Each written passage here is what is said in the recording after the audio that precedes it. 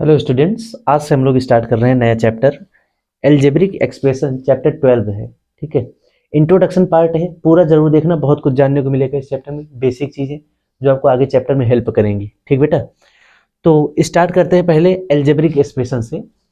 Algebraic बना है algebra से। एल्जेब्रा क्या होता है बेटा? ये हमारे मैथमेटिक्स की एक ब्रांच है एल्जेब्रा। जैसे जो हमारी मैथमेटिक्स होती है, आप लोग मैथमेटिक्स ही पढ़ रहे हैं ना अभी। जो हमारी मैथमेटिक्स होती है इसकी बहुत सारे ब्रांच होते हैं। ठीक है, जैसे इसी की एक ब्रांच होती है अर्थमेटिक,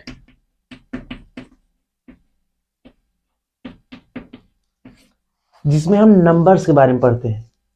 हर तरह के number, decimal number, fraction number, rational number, integers.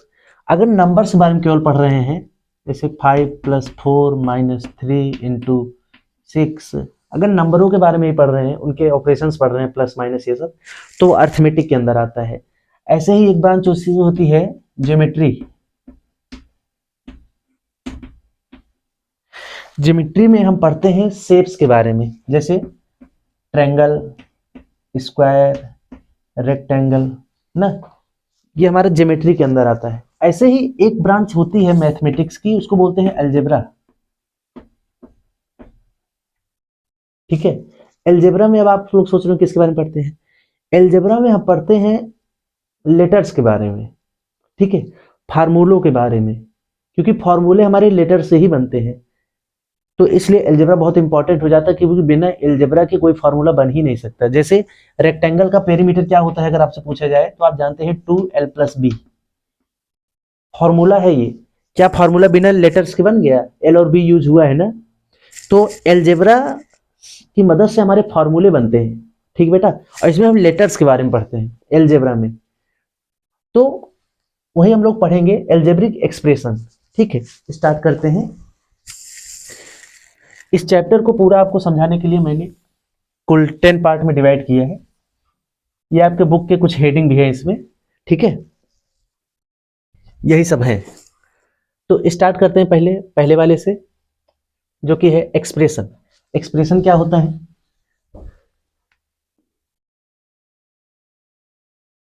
देखिए, एक्सप्रेशन क्या होता है, जैसे लिखा हुआ है 5x+3 = 2। इस तरह का क्वेश्चन आप चैप्टर 4 में पढ़ चुके हैं, अगर आपको याद हो तो। चैप्टर 4 का नाम है सिंपल इक्वेशन ना। तो इसको क्या बोलते हैं पता है? ये है इक्वेशन। ये है बेटा इक्वेशन, जिसमें इक्वल लगा हो, वो होता है इक्वेशन। इक्वेशन बना है इक्वल वर्ड से, तो इक्वल लगा है तो बेटा वो होगा इक्वेशन। और इसी में अगर बात की जाए एक ही तरफ की, केवल इतना, उसको हटा दो। अगर एक ही साइड की बात की जाए जिसमें इक्वल नहीं लगा है, ये इतना जो है, इसको बोलेंगे एक्सप्रेशन। ठीक है, बच्चे कंफ्यूज होते हैं इक्वेशन और एक्सप्रेशन में, यही दोनों में अंतर है। इक्वेशन में इक्वल लगा होगा, एक्सप्रेशन में इक्वल नहीं लगा होगा। ठीक है, एक ही साइड की चीजें होंगी। तो ये है एक्सप्रेशन। क्योंकि इसमें एक्स भी लगा है, तो इसको हम एल्जेब्रिक एक्सप्रेशन कह सकते हैं। अगर केवल ये लिखा हुआ हो 5+4-3, ये अर्थमेटिक एक्सप्रेशन है। ठीक है, क्योंकि इसमें लेटर्स नहीं लगे हुए हैं। और इसी में अगर हम लगा दें एक्स, अब ये क्या बन गया? अब ये बन गया एल्जेब्रिक एक्सप्रेशन, क्योंकि लेटर्स यूज हो गए हैं। ठीक है, तो एक्सप्रेशन आपको समझ में आ गए होंगे क्या होते हैं। ठीक बेटा, चलो नेक्स्ट अब समझते हैं हम लोग। इसमें दो चीज तो हम लिखना भूल ही गए, बहुत इंपॉर्टेंट चीज।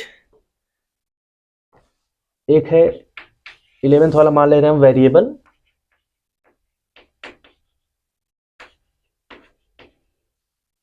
और एक होता है कांस्टेंट।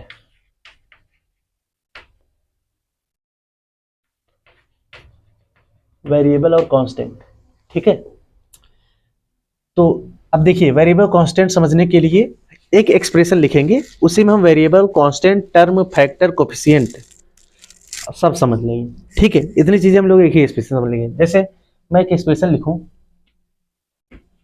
5xy+3x+7। ठीक है, ये एक एक्सप्रेशन है। इक्वेशन तो इक्वल तो लगा नहीं कि इक्वेशन बोल देंगे ना, एक ही साइड का है, इक्वल लगा नहीं तो एक्सप्रेशन है। अब इसी में एक एक करके एक ही चीज समझेंगे हम लोग। पहले हम लोग समझेंगे क्या कांस्टेंट और वेरिएबल ये क्या होते हैं। वेरिएबल जो होते हैं वो एक वर्ड से बनता है, वेरी, एक वर्ड होता है बेटा वेरी, वेरी से ही बना है वेरिएबल। वेरी मतलब होता है जो बदल जाए, जिसकी वैल्यू बदल जाए वो वेरिएबल होता है, ठीक है। जैसे x है, y है, यहाँ पर x है, तो आप जब इक्वेशन सॉल्व करते थे चैप्टर 4 में, तो x की वैल्यू कभी 2 आता था, कभी 5 आता था, कभी 6 आता था, कभी x की वैल्यू निगेटिव आ जाती थी, -2 आ जाता था। तो जो लेटर्स होते हैं उनकी वैल्यू फिक्स नहीं होती क्या आ जाए, इसीलिए उनको वेरिएबल बोलते हैं। लेटर्स को क्या बोलते हैं, वेरिएबल। और कांस्टेंट क्या होता है, जिसकी वैल्यू कभी ना बदले। ये जो 7 है बेटा, ये 7 ही रहेगा। जो नंबर्स होते हैं उनकी वैल्यू कभी नहीं बदलती है। ये 5 हमेशा 5 ही रहेगा, इसकी वैल्यू हमेशा 5 रहेगी, ठीक है। तो जो लेटर्स होते हैं वो वेरिएबल होते हैं, जो नंबर्स होते हैं वो कांस्टेंट होते हैं, ठीक है बेटा। इसलिए अगर इस टर्म में पूछा जाए वेरिएबल क्या क्या है, तो x हो गया, y हो गया, ये सब वेरिएबल हैं। कांस्टेंट क्या है, कांस्टेंट है 7, ठीक है। आप सोच रहे हैं 5 और 3 क्यों नहीं लिखे सर यहाँ पर, वो क्यों नहीं लिखे भी बताएंगे हम आपको, आगे बढ़ो तब, ठीक बेटा। बस इतना भी जानो कि जो लेटर्स होते हैं वो वेरिएबल होते हैं और नंबर कांस्टेंट होते हैं। चलो, एक्सप्रेशन भी आप जान गए, वेरिएबल भी आप जान गए, कांस्टेंट भी आप जान गए। अब हम देख लेते हैं टर्म। टर्म क्या होता है, देखो इसमें बात की जाए कितने टर्म हैं, तो 1 2 3, इस एक्सप्रेशन में 3 टर्म है, ठीक है। अब टर्म अलग किससे होते हैं, टर्म अलग होते हैं प्लस और माइनस से बेटा, ठीक है। जैसे यहाँ पर प्लस लग गया है तो प्लस के इस तरफ वाले अलग टर्म हो गए और प्लस के उस तरफ वाले अलग टर्म हो गए। यहाँ भी प्लस लगा है तो इसके उस तरफ अलग टर्म, इसके इस तरफ अलग टर्म, ठीक है। प्लस और माइनस से ही टर्म अलग होते हैं। मल्टीप्लाई और डिवाइड से टर्म अलग नहीं होते, जुड़े हुए होते हैं। जैसे 5xy में अगर देखा जाए तो 5 और x के बीच में मल्टीप्लाई का सिंबल है और x और y के बीच में भी मल्टीप्लाई का सिंबल है, लेकिन फिर भी ये एक ही टर्म है, ठीक है बेटा। जैसे लिखा हो यहाँ पर 5x अपॉन 7 ऐसा लिखा हो, तब ये भी एक ही टर्म है, क्योंकि यहाँ पे देखो मल्टीप्लाई भी है इन दोनों के बीच में और डिवाइड भी है, 7 से डिवाइड भी हो रहा है, लेकिन ये एक ही टर्म है। और लिख दिया जाए प्लस 7y, अब ये 2 टर्म हो गए, ठीक है। ये पूरा एक टर्म है, ये पूरा एक टर्म है। क्यों 2 टर्म हो गए, क्योंकि बीच में माइनस प्लस लग गया, और इसी में आगे लिख दें -7x। अब यहाँ पे 3 टर्म हो गए, ये दोनों एक ही टर्म है ये, ठीक है। तो टर्म अलग होते हैं प्लस और माइनस से, ठीक बेटा। तो इसमें कितने टर्म है, 3 टर्म है। तो टर्म आप लोग समझ गए होंगे बेटा क्या होता है, इसमें 3 टर्म है।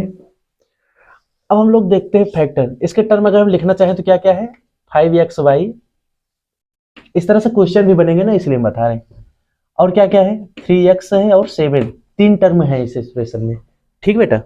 अब फैक्टर देखते हैं क्या होता है।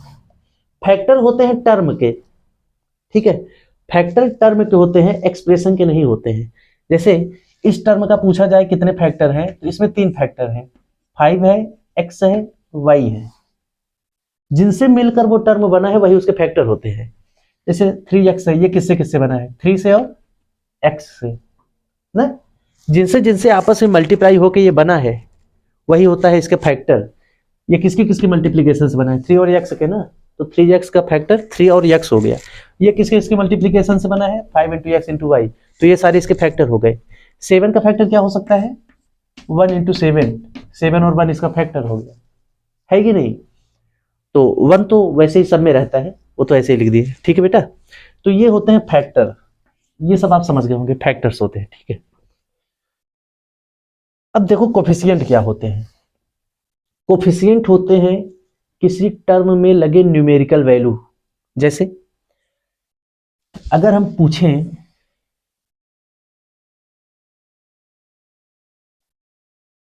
5xy, इसका कोफिशिएंट क्या है, तो इसका कोफिशिएंट होगा बेटा 5, ठीक है।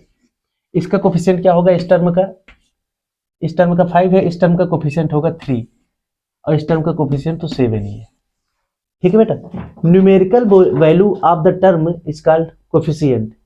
किसी टर्म की जो न्यूमेरिकल वैल्यू होती है नंबर वाली, वो होती है कोफिशिएंट।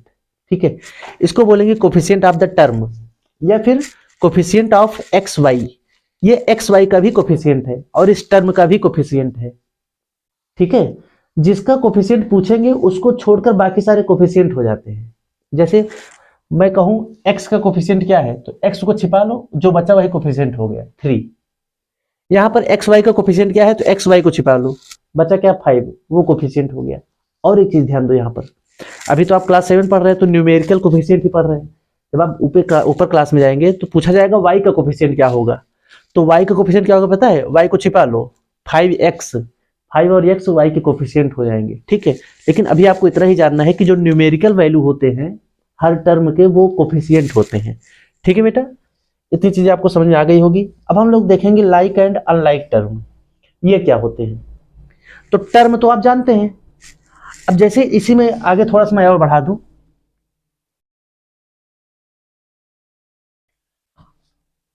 और मैं इसमें लिख दूं 12xy, ठीक है, -5x। अब हम कहें अगर इसमें लाइक टर्म बताइए, तो लाइक टर्म क्या हो जाएगा पता है, 5xy और 12xy, जिनके वेरिएबल पार्ट अगर सेम है, नंबर वाले से मतलब नहीं है, वेरिएबल पार्ट अगर सेम है तो वो लाइक हो जाते हैं। जैसे यहाँ भी xy है, यहाँ भी xy है, यानी 5xy और 12xy, ये लाइक टर्म हो गए बेटा। ठीक है, तो आप समझ पा रहे हैं, अगर सेम सेम वेरिएबल है तो वो लाइक होगा। अनलाइक क्या होगा, जैसे 3x + 7, ये अलग अलग टर्म है ना, तो ये क्या हो जाएंगे, ये हो जाएंगे अनलाइक। ठीक है, और ये क्या हो जाएंगे बेटा, लाइक। ठीक है, ये लाइक हो गए, ये अनलाइक हो गए, इस तरह हिसाब से पूछा जाएगा।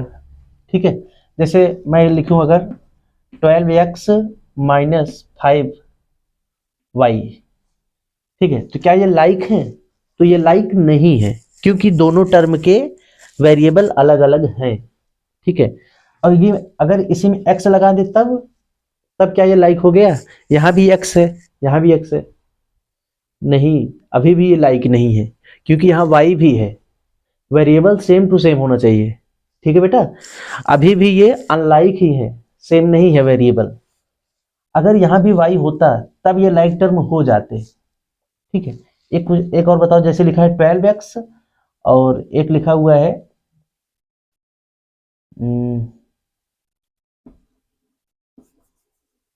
4x², क्या ये लाइक टर्म है, 12x और 4x², ये भी लाइक टर्म नहीं है, क्योंकि यहाँ x एक ही है ना, और यहाँ x² लगा है, यानी 2x है, x × x, तभी तो x² हुआ है, तो ये भी लाइक टर्म नहीं है। सेम टू सेम वेरिएबल होना चाहिए तभी लाइक होगा। ये भी कैसे हैं, अनलाइक है, तो अगर अलग अलग है तो अनलाइक, सेम है तो लाइक। ठीक है बेटा, नेक्स्ट हम लोग देखेंगे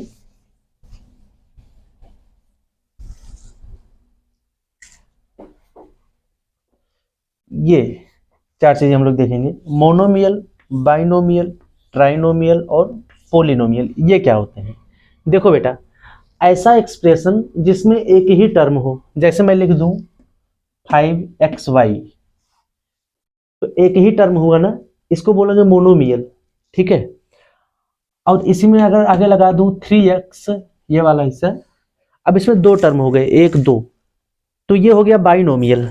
क्या हो गया, बाइनोमियल। देखो, मोनो मतलब एक होता है, जहां भी मोनो लगा हो तो आप उसका मतलब क्या समझेंगे, एक।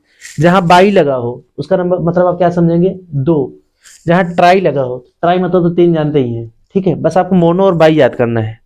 ठीक है बेटा, तो ये क्या हो गया, अब 2 टर्म हो गए, ध्यान सुनना, 2 टर्म हो गए तो बाइनोमियल।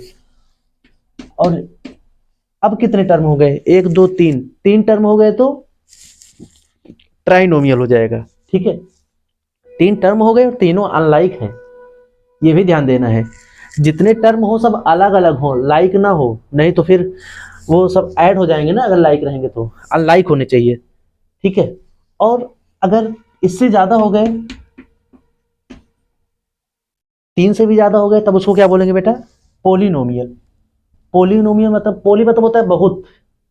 ठीक है, तो पोली मतलब क्या होता है बेटा, बहुत। जैसे इसका हिंदी में बताया तो हिंदी में इसको बोलते हैं एक पदीय, द्विपदीय, त्रिपदीय, और इसको बोलते हैं बहुपदीय। ठीक है, मतलब बहुत ज्यादा। तो 3 तक है तो ट्राइनोमियल तक बोलेंगे, मोनोमियल, बाइनोमियल, ट्राइनोमियल। अब 3 से ज्यादा टर्म हो गए तो पोलिनोमियल। और एक आपको इंटरेस्टिंग चीज बताएं, इन सब को हम पोलिनोमियल बोल सकते हैं। मोनोमियल को भी पोलिनोमियल बोल सकते हैं, बाइनोमियल को भी पोलिनोमियल बोल सकते हैं, और ट्राइनोमियल को भी पोलिनोमियल बोल सकते हैं। ये जो पोलिनोमियल है ये सब के लिए यूज हो सकता है, मोनोमियल के लिए भी, बाइनोमियल और ट्राइनोमियल सब के लिए पोलिनोमियल बोल सकते हैं हम लोग।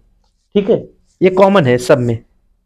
तो 3 से ज्यादा है तब भी पोलिनोमियल बोलेंगे, और 3 है तब भी, 2 है तब भी, 1 है तब भी, पोलिनोमियल सबको बोल सकते हैं। ठीक है बेटा, समझ गए होंगे आप लोग। अब हम लोग देखेंगे एडिशन और सब्ट्रैक्शन। ठीक है, ऐड कैसे करेंगे अलजेब्रिक एक्सप्रेशन। तो ऐड और सब्ट्रैक्ट हमेशा लाइक टर्म का होता है। किसका होता है, लाइक टर्म का। जैसे लिखा हुआ है 12x माइनस 3x, तो इसका हम सब्ट्रैक्शन कर सकते हैं। ठीक है, तो 12 में से 3 गया तो बेटा कितना आया, 9x। ठीक है, 12x में से 3x गया तो 9x आ गया। जब भी प्लस और माइनस करना हो तब आप वेरिएबल को कोई समान मान लिया करो। जैसे मान लो ये लड्डू है, ठीक है, तो 12 लड्डू, लड्डू में से 3 लड्डू गया तो कितना लड्डू बचा, 9 लड्डू। ठीक, प्लस माइनस करते समय आप ऐसा मान सकते हैं। और वैसे ही देखो ये कैसे आएगा, अगर इन दोनों में x है ना, x कॉमन ले लिए, बचा क्या, 12 बचा और माइनस 3 बचा, x तो बाहर हो गया, तो x और 12 में से 3 गया तो 9, और ब्रैकेट खुलेगा मल्टीप्लाई हो जाएगा, और 9 और x मल्टीप्लाई होगा तो 9x हो जाएगा। ठीक है, तो लाइक टर्म में ही हम प्लस और माइनस कर सकते हैं। ठीक बेटा, अनलाइक टर्म में नहीं कर सकते। अगर लिखा हुआ है 12x प्लस 3y, इसको आप ऐड नहीं कर सकते हैं। ठीक है, और इसे मान लो आगे और लिखा हुआ है प्लस 4y माइनस 6x, इतना बड़ा एक्सप्रेशन है, इसको आप सॉल्व कर सकते हैं। क्योंकि यहाँ पर आपको कुछ लाइक टर्म दिख रहे हैं, जैसे यहाँ x है और यहाँ x है, तो इसको आप पास में कर लो। 12x और माइनस का 6 है ना, माइनस 6x, इसको एक पास कर लो।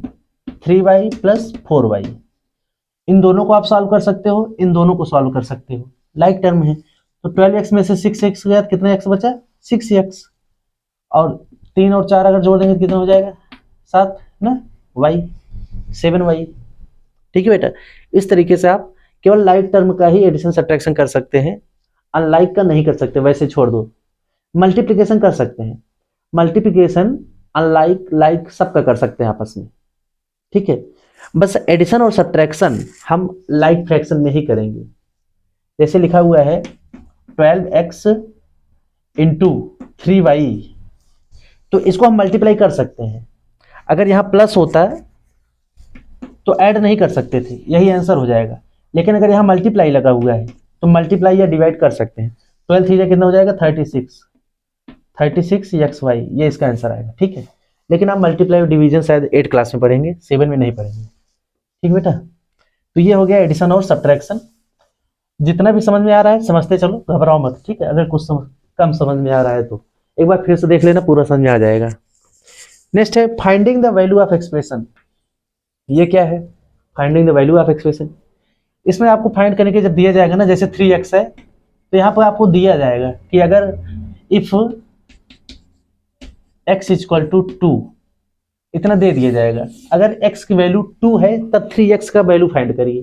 तो कितना सिंपल है फाइंड करना, 3 रहेगा, x की जगह क्या लिख दोगे 2, तो 3 2 जा 6 आ जाएगा इसकी वैल्यू। ऐसे ही आपके क्वेश्चन आएंगे कि x या y की वैल्यू दे दी जाएगी, उसको एक्सप्रेशन में रखकर आंसर फाइंड करना है। जैसे x इक्वल टू 2 है और y इक्वल टू मान लो 3 है।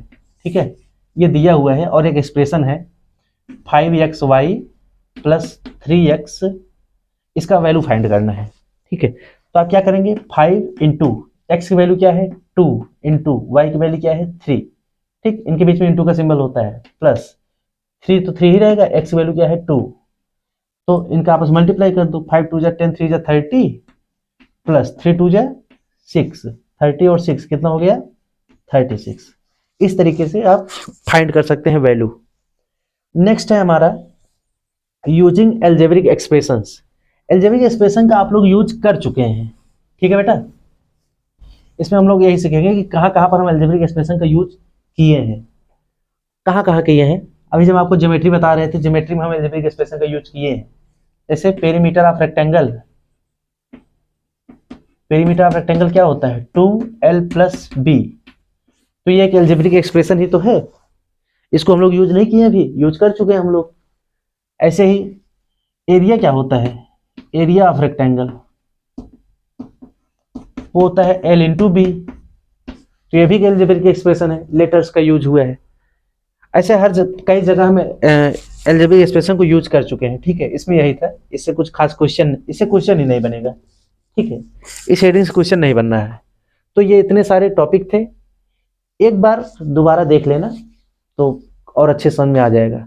अब मिलेंगे आपसे 12.1 में क्वेश्चन नंबर 1 के साथ। तब तक के लिए जय हिंद।